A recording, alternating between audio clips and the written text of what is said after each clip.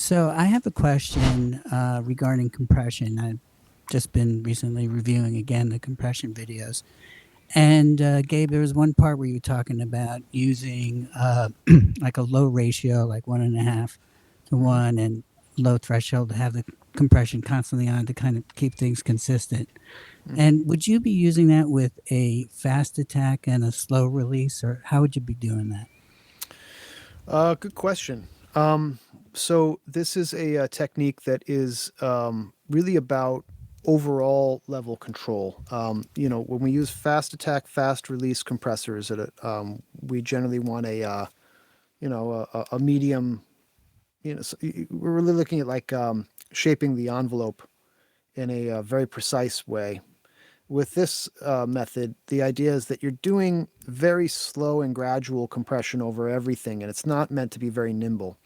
So it could be fast attack, though I find that the trick is really in the release time.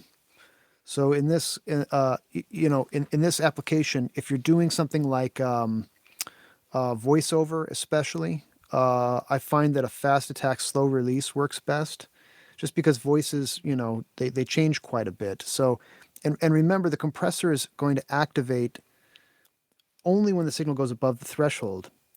So I mean, the compressor is only going to activate. The signal will always be there.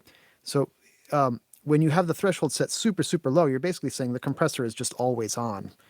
And if you the slow react time, it's going to be letting go as it's reacting to the next thing again. So what that does is it helps to sort of stabilize the envelope a little bit, so that it's always pulling things back, and it's never quite fully letting go of them, which creates like a little bit more of a glassy kind of effect. It's good for like dialogue. I find like if you're going to do voiceover for film or TV work, it can also be nice on something like a bass. It can be nice on vocals uh, or guitars. But it's not there's not really a prescribed attack release time for it. You just kind of have to feel your way through like what happens when the compressor's always on. Do I want it to be um, constantly pulling stuff back, or do I want to let the peaks kind of through and just have the whole thing gently knocking back the trendy stuff?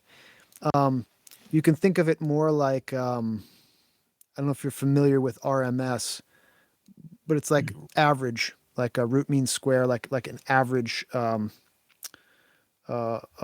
control, where we're not getting into the nitty gritty fast little things here.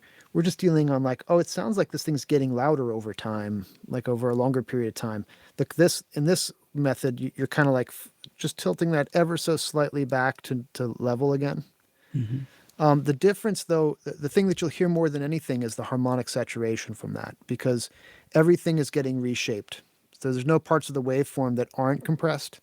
So you basically just hear that rounding off of the wave into a somewhat more of a square wave thing.